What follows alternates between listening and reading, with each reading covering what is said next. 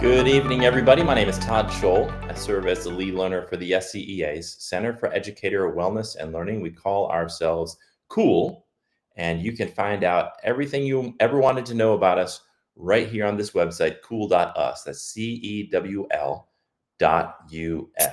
And I also want to say thanks to the National Education Association and the South Carolina Education Association for supporting the work at CEWL. And if you are interested in joining our movement, you can join the SCEA right here at jointhescea.org. And right now you can join and not pay any dues until September in our early enrollment period. So it's a great time for you to join our movement, to learn what we do at the SCEA, and also learn about the National Education Association. When you join the SCEA, you're also joining the NEA and your local affiliate as well. So it's a three-tiered membership all in one. And NEA has some incredible resources, including what we're going to be sharing tonight. So June is Pride Month, and I want to say happy Pride Month to everybody. I hope celebrating by just rejoicing in the diversity that we have and really celebrating love and inclusion. And it's a great time to just honor that and celebrate that pride. And so with that in mind, we reached out to Anthony Brisson. Anthony is going to be our guest tonight. He has over 15 years of experience in the field of education as a former high school English teacher, adjunct college professor, and education consultant. He moved to Washington, D.C. because he wanted to have a direct impact on public education nationally to help advance equity in education, particularly for LGBTQ plus educators and students. He's trained thousands of educators on various racial and social justice topics, such as implicit bias, race-class narrative, advancing racial justice, LGBTQ plus and intersectional identities, diversity, bullying and sexual harassment, cultural competence, and others. He has a strong background in developing and maintaining relationships with national and governmental agencies, public speaking, training, and moderating panel discussions. He currently manages over 50 trainers nationwide and serves as the lead for all LGBTQ plus issues for the National Education Association. Anthony oversees and manages 5 different training cadres, serves on multiple internal groups for curriculum design, and helps oversee LGBTQ plus partnerships and program implementation for NEA state and local affiliates. So here he is. Please welcome Anthony Brisson. How are you doing tonight, Anthony? I'm well, Todd. Thank you so much for that great introduction. Sometimes it's so weird to hear everything talked back at you of what you've done, because you just get so involved into the work and you just continue to do it. So thank you. And I'm so excited to be here. And like you said, happy Pride. Yeah, I know you've had a long day, so I appreciate you taking some extra time out of your day to talk with us tonight about how we can better advocate for LGBTQ plus educators. I think, so from my first question for you is, when we look at this country, I'm sure there's certain states where advocating is a little bit easier and a little bit safer. Here in South Carolina, I know a lot of educators, LGBTQ plus educators, feel a little bit intimidated, and there's a culture of fear. And this is just due to who's in leadership positions and just sort of the culture here. Can you help folks who are in this state and maybe states like it? What are some things that they can do, or some resources they can go to help them feel a little bit more confident and give them a little bit better reassurance moving forward? Absolutely. So I always like to start off with, right now we're in an inversion of our legal landscape, right? We are going from very strong federal protections as a backdrop for anti-LGBTQ state laws to now attacks by our federal government, right? So now what we really need to do is look to state laws, local policies, and individual enforcements of our rights. And so when I look at the work that we lead here at NEA at the national level, being the lead of LGBTQ issues nationwide, we know that that's going to be different from state to state, right? We know that federal judgments are always going to come down, and we're always going to either challenge them or be in support of them. As we know, when thinking about the Bostock rights around Title VII, the federal judge in Texas just ruled that the interpretation of Bostock does not really protect beyond sexual orientation. But when we think about the ways that we can approach this, we do it in a four-prong approach. And I think it's very imperative that people look at the different ways that we can attack, whether it's anti-LGBTQ policies, laws, or just individuals that are putting out false information about the LGBTQ community. The first one is legal. You really need to look at what we're doing, or what our states could be doing, or even what our locals could be doing at the local or city levels, right? Because if you have bad federal laws, you need to look at your state laws. If you then have state laws that are in alignment with those bad federal laws, you need to now look at the local level, right? You need to look at your school boards. You need to look at what your school policies are, even down into your classroom and what you're allowed to be able to teach. So at the legal level, look at the lawsuits, look at the amicus briefs that you can file along with some of these negative lawsuits, looking at your Know Your Rights guides, and the government relation context that you have, right? You in many of these instances that we're working in and for is working with your general counsel at your state level. These are the individuals that are going to be the ones that will file lawsuits against these anti-LGBTQ policies and laws, or they're going to be the ones that are going to support it. So sure, we have members of Congress. We have members of Congress at our state level, right? We have our state legislators, but it's going to be our general counsel in those states that we need to target. Then we also got to look at our government relations teams, right? Who is it that you can work with and target to pass inclusive policies or fight against it? And this is where we work in with sign-on letters, member testimonies, right? Right now, member voice is the most important. Be able to tell your stories, show up at board meetings, show up at state meetings, whether it's in your email or your phone. I know members, and I do it myself, that on a certain time of every single day, I will have my email and I will have my phone set to dial my legislators to be able to tell them exactly what I think about these laws or policies that are being put forth for people to vote on. And we need our member stories. If there are small wins that are happening, if there are testimonies of what you're doing in your classroom, if what you're doing in your district, what you're doing in your communities, these are the movement of what we need to be able to move on. And then also look at policy and practice, right? School board resolutions, professional learning opportunities to not only better educate ourselves about what it is that our LGBTQ plus community needs, not only for our students, but for our educators. Because I firmly believe we cannot 100% support our LGBTQ students if we're not 110% supporting our LGBTQ educators. They're the ones that are going to be able to sacrifice themselves and put them on the forefront so our LGBTQ students can see what it is like to be an LGBTQ person in this world, right? And then also member engagement. We need to look at rallies. We need to look at marches. We need to look at petitions. We need to look at issue-based organizing. So when people hear the word organizing or campaigns, they automatically think politics, right? If I'm going to run on a campaign, but campaigns are also issue-based. So for instance, I'll use a story in Connecticut where the Stonington Education Association ran a campaign against the Board of Ed that decided that LGBTQ pride flags could not be present. So working with your UNISERV director, working with that local union, they were able to bring people and voices to the table.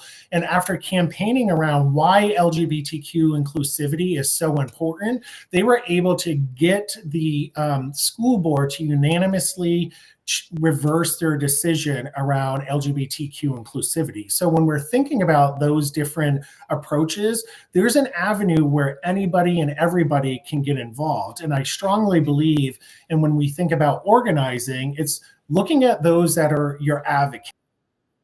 Right? There are going to be people that are willing to show up, that are willing to show that flag or stand in a parking lot and hold that sign. That's all well and good. Then we're going to have our mobilizers, right? They're the ones that you're always going to tap into, that are ready to show up and they're very prepared. But then you have your organizing component. Those are the individuals that are willing to take a risk. And I always ask when people sit there and say, what can I do? I want to be involved. I want to be a part of this. And the question is, what are you willing to risk, right? And if you can bring it all back to what is it all that we want the best for our students. So no matter who you are, whether it's red, purple, green, whatever affiliate that you belong to, and our marginalized communities as well are the ones that we have to have conversation with. At the end of the day, we want the best for all of our students. So if you can find that common ground and find those values that you agree upon, those are the things that are going to be able to move people. Those are the things that are going to help you move change and have fruitful conversations, because there is nobody that you talk to when you sit there and say, do you think all kids deserve the right to have a free and fruitful and strong public education? Everybody's going to say yes. But when you start asking the questions, is it only for some or for all? That's our entry point, because everybody will agree that we want safe, strong, and healthy public schools, safe public schools for all of our students. So think about the different avenues of where you can come in. And the biggest thing is that NEA has, and we've seen this, about 84% of all of the members that run for school board that are NEA members, we endorse and they win those elections, right?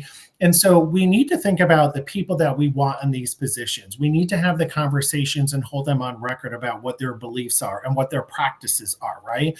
And so if you're in a school district or a state, especially when Trump's executive orders came out around eliminating DEI and having all of these book bans, so many people were just, let's comply, let's comply, let's comply, right?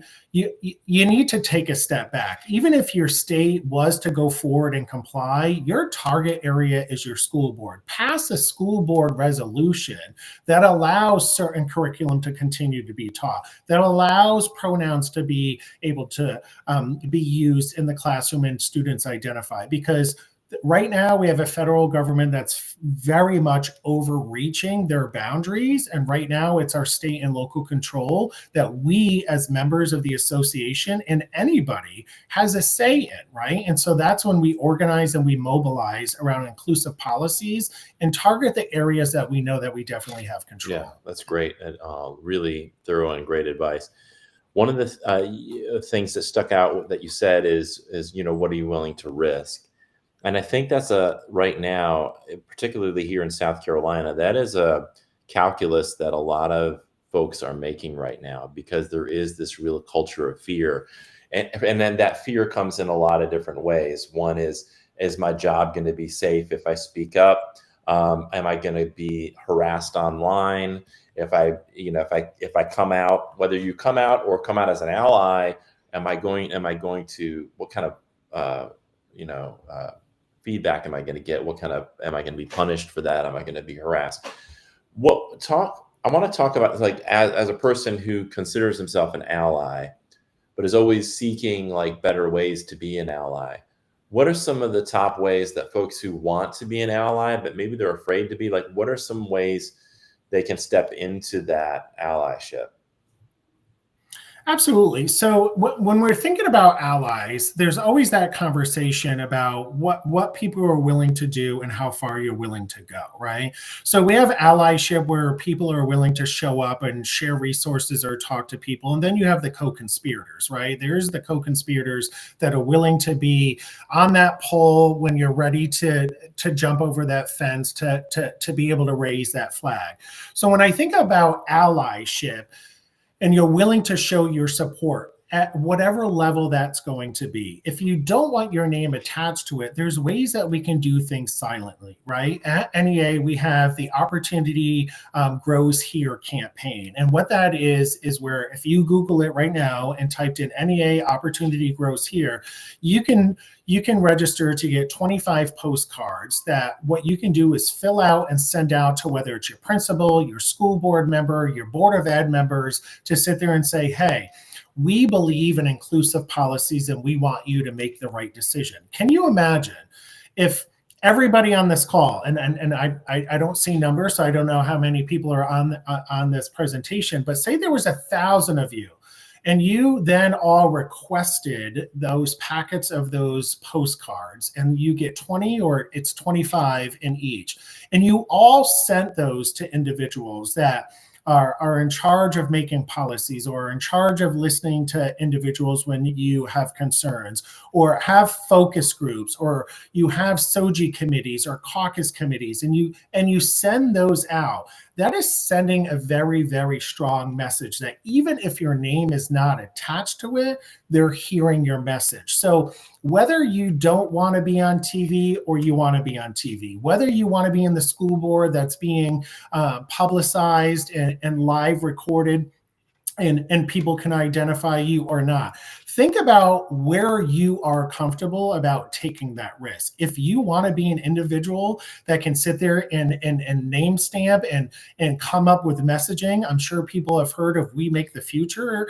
That is a tried and true messaging firm where we talk about race, class, gender narrative, right? Where you talk about our shared value, you name the villain, and then you come together at a core value. If we all could have aligned messaging, whether you're talking to parents, whether you're talking to friends, about why LGBTQ inclusivity is so important, because we know when one student has one caring adult, the suicide rate drops about 80%, 84%, right? So it's not so much of having to have your face or your name attached to things. It's thinking about the ways that you can get messaging out there to the people that we know that need to hear it. So find that avenue of where you're able to go. And most importantly, I think we often think that organizations, associations are going to be our champions. They're the ones that are going to do the work. Of course. Why do you think I'm here? Why do you think we spend hours and hours and I travel all over the country to talk to educators, to talk to our affiliates, to think about ways that we can target these anti-LGBTQ policies? But we also have to just think about how we can target our individual networks. Where is your sphere of control? Who are the people that you can constantly talk to, right? And have these conversations and educate yourself about this. We know every day a new decision is made, a new article comes out, and it can be exhausting to try to keep up with it. I can tell you on an average day, I probably get 4 or 5 hours of sleep because I'm constantly reading new decisions that are coming out. But we then have to take ownership. We also have to make sure that we're educating ourselves and having influence over our sphere of network, because when we think about organizing, it's not just when people think about organizing in a union, it's about getting a new member, right? Organizing is around an issue. So if there's an issue that you're passionate about, you can coach people, you can mentor people around what it is that we need to do. So there are very advert ways that individuals get involved, but there are also silent ways that people can get involved. So we really need to think about what are our core values around the messaging around these issues that we know people will agree with. Yeah. One of the things that I wanted to get, while I had this time with you, I wanted to ask you, like, how do you, this is kind of a different kind of question, but it's like, how did we get to where we are? It seems like in the Obergefell decision was about 10 years ago, like 2015, is that right? That gave Mhm. folks the right to marry. I'm wondering, in your analysis of, and you're watching how things have played out since then, how did we get to this place where it feels like we're taking steps backward? What do you think contributed to that? So I think accountability is something very important that we need to pay attention to, right? So whether it's our elected officials or whether it's our own personal accountability, we can read news stories. I was just reading one the other day where individuals around this big, beautiful bill that's being passed, where people are not even reading the bill and they're voting on it, right? We have to be very specific in the questions that we ask. We have to get people on record, right? We have to make sure that we're showing up and having those meetings and having those conversations. When you see, and it's all over the news, especially in these small rural areas in Texas, Alabama, where people are not showing up for town halls, that should be telling you something tried and true, right? That they're afraid. They're afraid of what they said that they would commit to, and now they're rallying back. Or there are these bills and policies that are being passed that these individuals don't know what the final and little details are about those policies. So it's when we think about parties, it's either the left or the right, or there's somewhere in between, right? But we have to look at and personalize these issues. It's coming to a point where we have an administration that wants dominance, right? That they want control, that they want a dictatorship, right? There's been those memes. There's been the comparison to the TV shows, the Netflix shows about a dictator coming into rule. But there is powers and numbers in us. We can't continue to think that somebody else is going to solve the problem for us. Once they know that individuals that are elected officials can sit there and tell us what we want to hear and think that that's it and everything is going to be okay, that's when I personally believe that's where we failed ourselves. That's where I need to make sure I'm asking the questions. That's when I need to make sure that I'm showing up at these meetings. That's when I need to make sure that I want this interview. That's when I want to make sure that when I give you these talking points, are you in agreement with this, right? When they sit there and say what they believe, and then when you compare them to their core values and you see a vast difference, we need to start questioning that. So thinking about movements, I mean, this is an old playbook, right? Where we could have, whether it's Donald Trump or we can have another Republican in office, and we could probably predict that some of these same things are going to be happening, but we always have to stay on the offense. We can't just say, okay, after this election, say we flip the House and we flip the Senate at midterms and we control it like, phew, everything is going to be okay. No, we constantly have to stay on top of our game.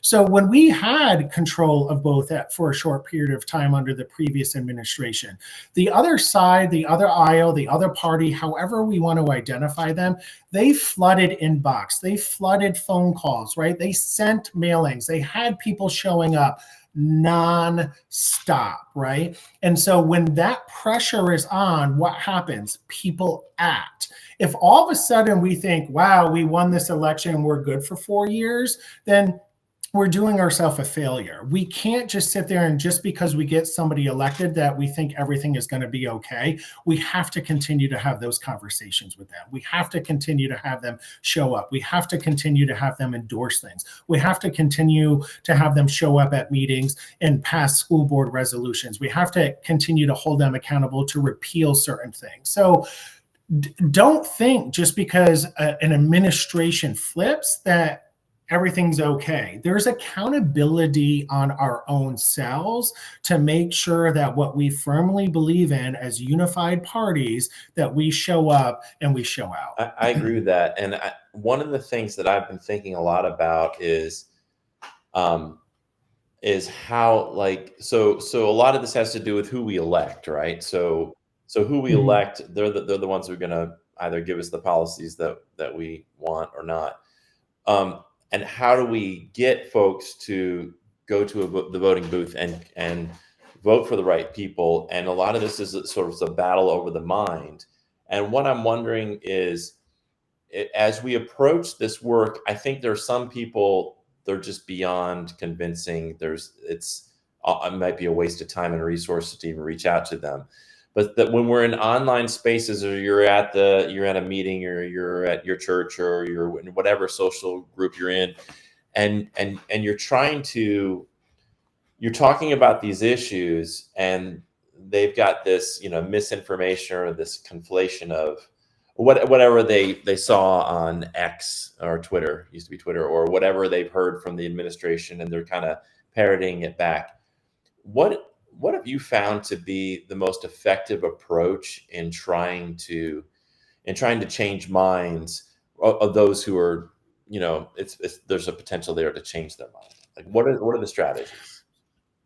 So what's been proven is when you try to myth bust, all it does is perpetuate myths. So think about a post that somebody put on Facebook, right, that you disagree with, and you're like, oh my God, that's wrong. And you start trying to call people out on that. What happens? The issue at hand goes away. And what happens is people then just start arguing about the issue, about who's right and who's wrong. We have to try to stop myth busting, because the other party, the other side of the aisle right now, what they're doing is clickbait, right? I'm sure you saw the Valentine's Day post of what the White House posted, that if you come here illegally, we'll deport you, right? It's purposeful to get people a reaction out of them. They want to rise a reaction out of you, because when they do that, you're now paying attention to how awful that is. And so they can then pass or do things that you're not paying attention to, because you're so pissed off, you're so aggravated, I can't believe that they would do this. Your eye is off the prize, right? So what we have to do is just be very effective with our messaging.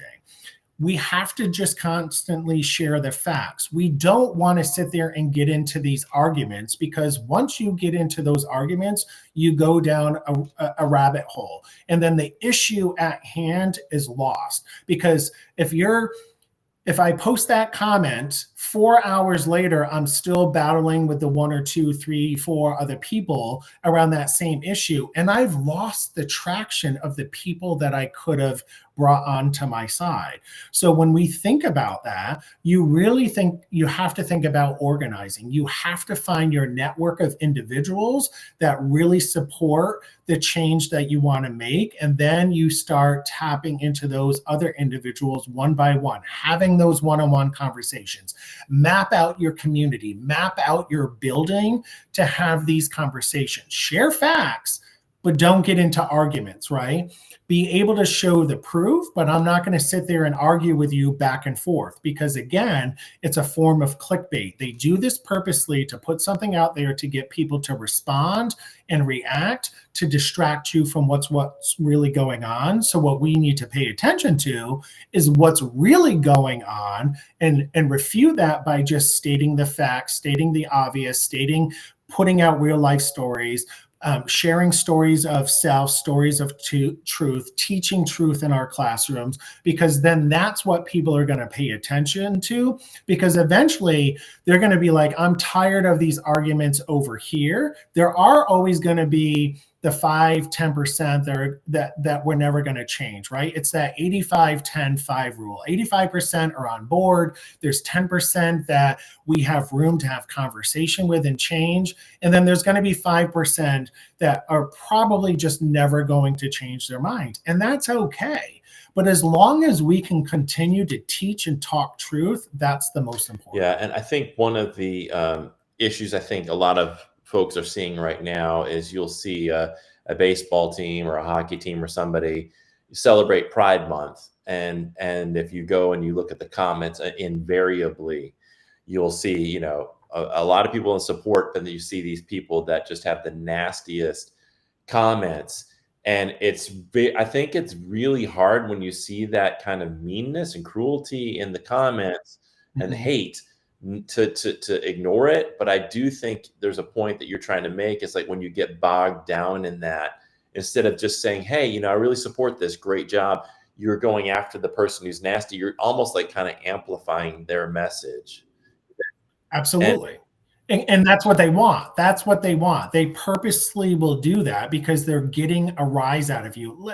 Let's be real. I've been called every gay slur ever. And if I let that continue to impact me, you and I would not be having this conversation right now, right? So I got to fuel that. There is hatred there. So how do I take that as fuel to be able to make sure that I'm putting out truth? Right. And so that's what inspires me and should inspire others, that every time that hate comment comes out, we need to put a new fact that's They out almost see it almost like they're fishing for engagement. And what we need to do is learn to just ignore it and instead put that positive message out there, the facts out there, and our love, our message of love out there. Something, and this isn't my own original thought, but it's just something I've read, I've thought of a lot about.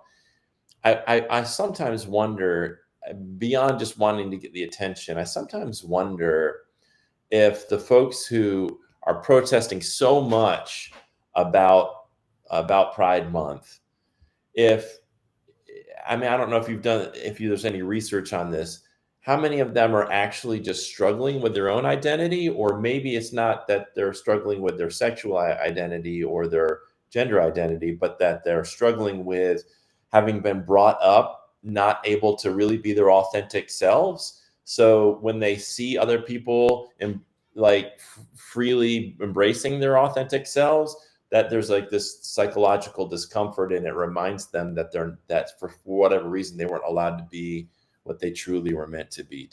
Is there any research on that? What are your thoughts on that?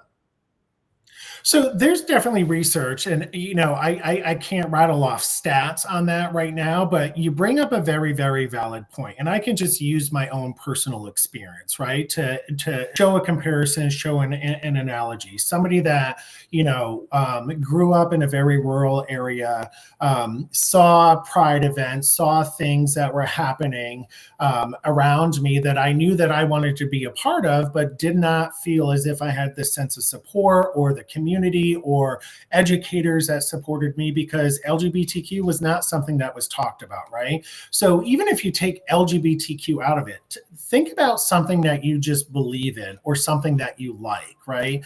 And you're always constantly like, how can you like that flavor of pizza, or how can you believe in something like that? When you constantly have that around you, what does that cause you to do, right? You suppress all of that, right? Things become in your subconscious that it just lives there and you can't act on it. And then when you finally see those environments where you can thrive in doing that, nobody's ever taught you or helped you deal with what it is that you would have to overcome to be able to be in that environment, right? How do I have these conversations with the people that never believed that, right? How do I have the conversations with friends that never thought that I would like this, or that I believed in this, or that I was capable of this, right? So we constantly have conversations about finding your networks and being connected with those people that are around you.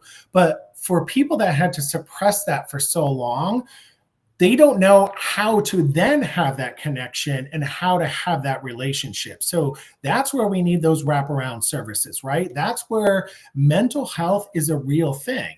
And Right. mental health just has a stigma on it, but mental health means everything. Your emotions, how do you communicate, right? Your own belief system. How do you look at yourself in the mirror and believe in who you really are, right? So when there is something that's been ingrained in you not to do, and then you finally have the courage that I want to do it, of course there's going to be a lot of emotion. Not only is it because you're ready to take that step, but even if you're personally and mentally ready to do it, knowing the backlash that you're going to feel, it's going to cause you, and it causes some not to do it anymore. So what do, right? You reflect, you deflect, you push that on somebody else, you push that on a larger community. So I think we really need to take a step back and think about, not only is it the support of people like, yes, I'm ready, and they're ready to go the football field and do it, and they're capable. But what about that population, like you just said, where they divert to anger, right? Or they divert to putting a nasty post, or they divert to bullying, right? If it's mean, we need to intervene, and we need to find ways to have those conversations and be able to intersect those behaviors, because I think there's a population of individuals that need that, but they don't know how to vocalize that. They don't know how to be able to ask for that. And I think that's where we need to start. Excellent.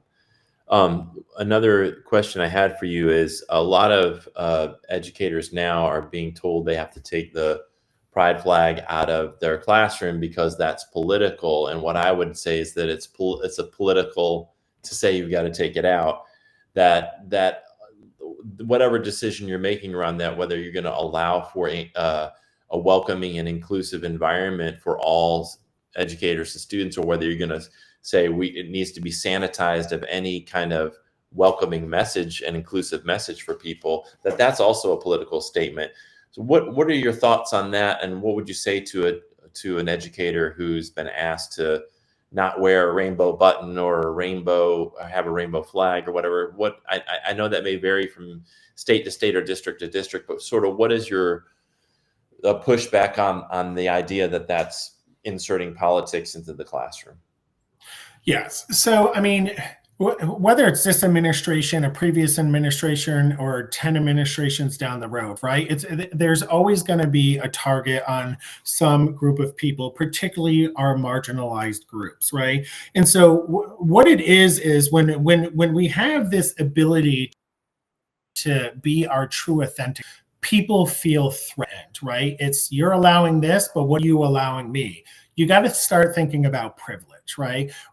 I'm a white cisgender man, but I so happen to be LGBTQ, right? If LGBTQ wasn't part of that, my identity, then things of what I can say and do are going to be that much easier. So when people that have been suppressed and oppressed for so long that now want to be able to identify who they are, what their history is, the history that got us to where we are as human beings today, that moved movements, civil rights, we can go on and on and on.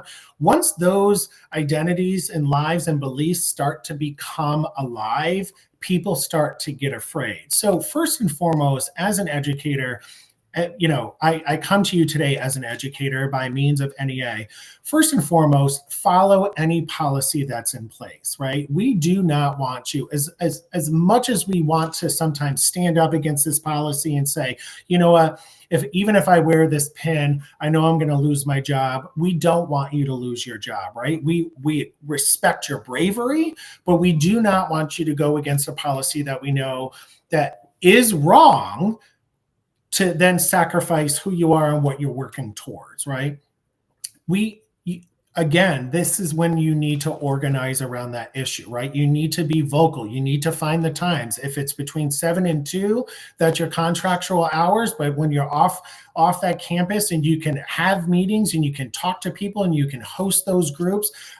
When we think about the gender sexual alliances that we can have, right? Like that's all protected under the Equal Access Act, right? So find the ways that you can still have these conversations and these entry points. But I would never advise anybody, whether it's a school board policy, your individual building policy, your state policy, or a law that was passed, that if you can't do it, don't do it to sacrifice the position of your job. I know people will say, take it to the streets. There are ways that we can take it to the streets, right?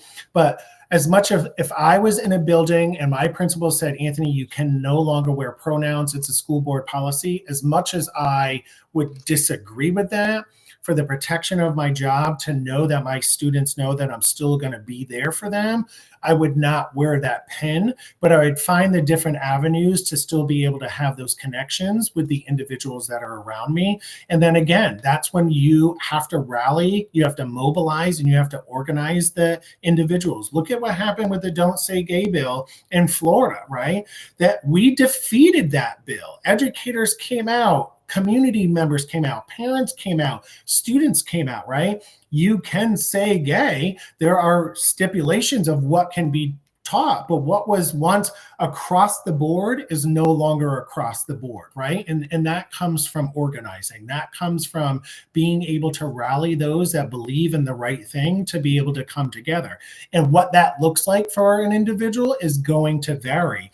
But I'm not going to sit there and tell an advocate who's willing to stand outside with a sign, no, don't do that. We need you in the room. I could have 150 people in a room and I can have 3,000 people outside. That's going to make a big difference if I only had 150 people in the room and just told people hanging a sign outside that that's not good enough, right? So whether the law we agree with or not, this is where we have to look at what are we going to do to make sure that I am still present and I am still relevant to those kiddos that are standing in front of me, that even though a policy that your principal, your superintendent might know is wrong and they morally believe that it's wrong, but it's passed because of funding. But look at the cases, look at Maine, right? They threatened to withhold their funding and she brought them to court and they won that decision, right? Appropriated funds. Things are constantly going to be challenged. I hate to say that sometimes when a decision is made that we have to wait. Sometimes we do have to wait, but there is no reason why that you can still not show your allyship and supporting other individuals by different means. One of the things that I've heard some LGBTQ educators get frustrated about is, when I was in the classroom, married with children, I can wear a wedding ring. I can have a picture of my, wife and myself and my kids.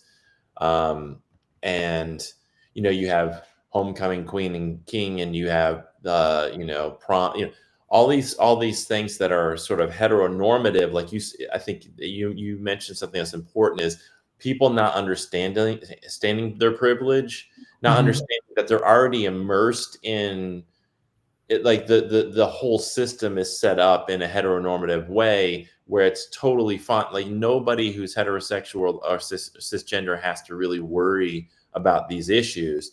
But if you're not, then all of a sudden there's this like constant shadow of like, am I allowed to say if I'm a woman, to say I have a wife? Am I allowed to, refer to myself as they, them? Like there's a lot of things where it almost like forces people to erase that part of themselves. And you could see that in the early parts of my career. I've been teaching since 1995. In the early parts of my career, you saw so many people that were clearly living in fear and did not want that part of their lives discussed or open at all. And until we get to that world where those folks feel as safe and as included as I felt, that's like, to me, why we're celebrating Pride. Like people ask, well, why do we have to celebrate that? And it's like, of course we have to continue to celebrate that until we get to that world where, to me, those educators feel safe. But the question I have for you is, because you mentioned this earlier about why it's so important to take care of our LGBTQ educators, is because it's directly tied to taking care of LGBTQ students. And can you talk a little bit about the statistics and why this is a moral imperative for us to have inclusive schools, like, and to use pronouns and to ensure that those students and educators feel welcome and safe? So there's a lot there. In general, representation just matters, right? Representation, no matter what it is, will always matter. I was an educator that was not out. I was an educator that was outed, right? And so whether it's LGBTQ, whether it's a belief system, whether it's we're Black or brown, whether we are Asian, Hispanic, Two-Spirit, representation matters. And soon as we start to take away representation, that's when there's a sense of I don't belong. A sense that I am not valued. Right.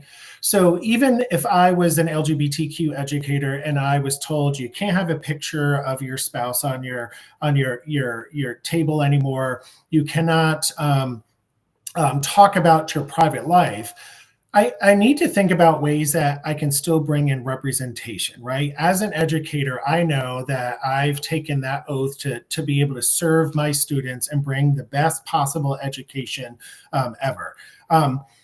In the past year, 39% of LGBTQ youth people seriously considered suicide. Over 1 in 10 LGBTQ young people attempted suicide in the past year, while 1 in 5 transgender and non-binary youth did so, right?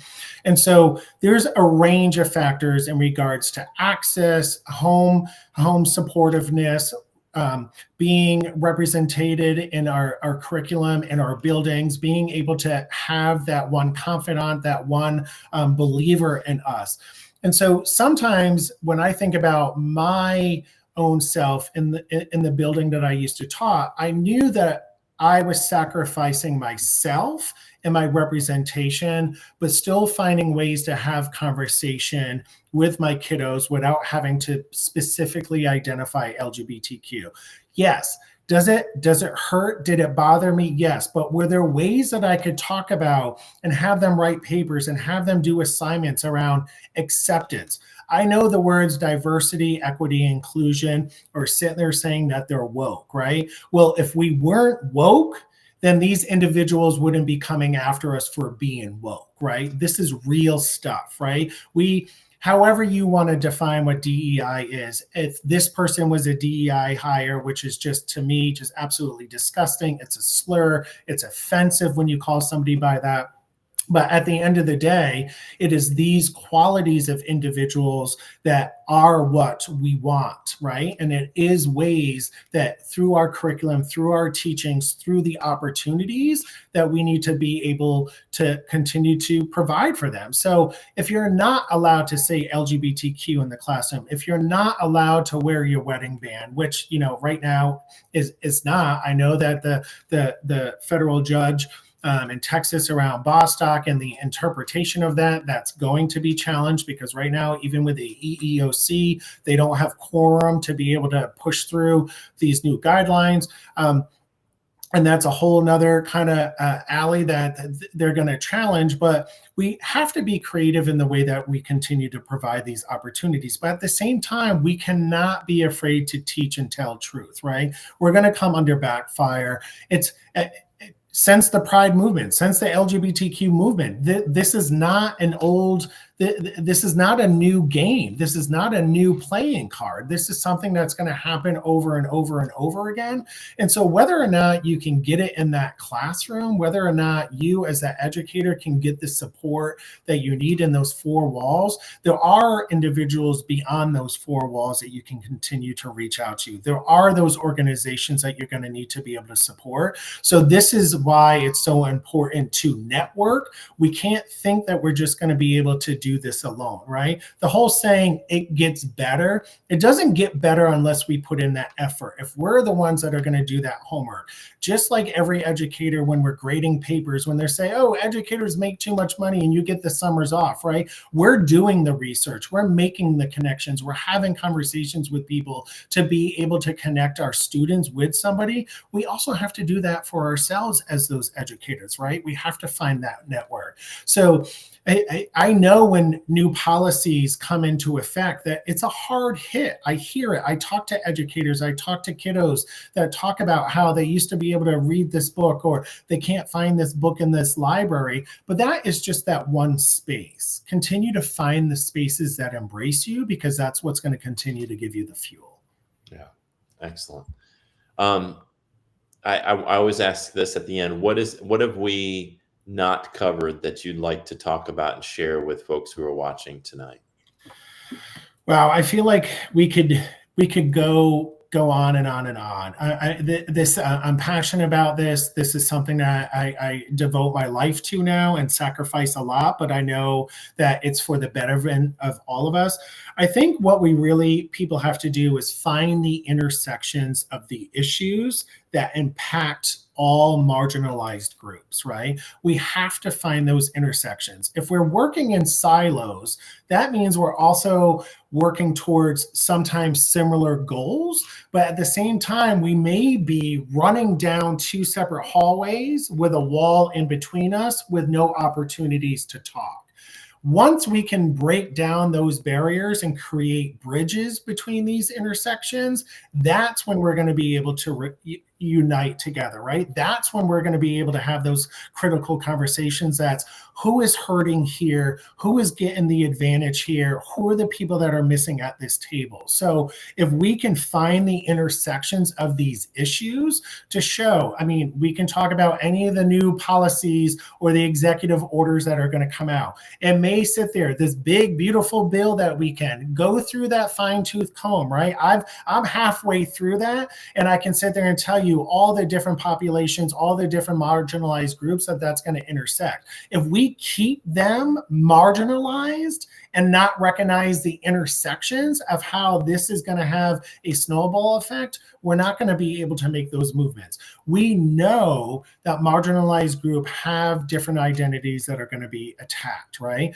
But we have to find the commonalities to be able to come together and create coalitions to be able to fight for things that we know that are going to benefit all groups, but at the same time, keeping our lane and looking at the zones that we also need to keep in mind of the different specificities, the different policies and laws that will impact me individually. But if we do not bridge those intersections, we're going to continue to run down hallways, and there's going to be a wall between us, and we're not going to be able to succeed as far as we need to go. Yeah.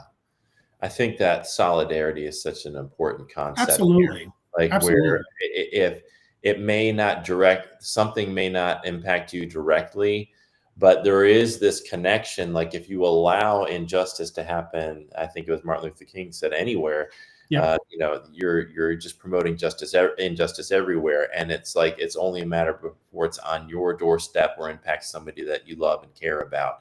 Yeah. So this is why I think that point of intersectionality is so important, of seeing the connection between someone else's marginalization and the potential for it to come again to your doorstep at some point.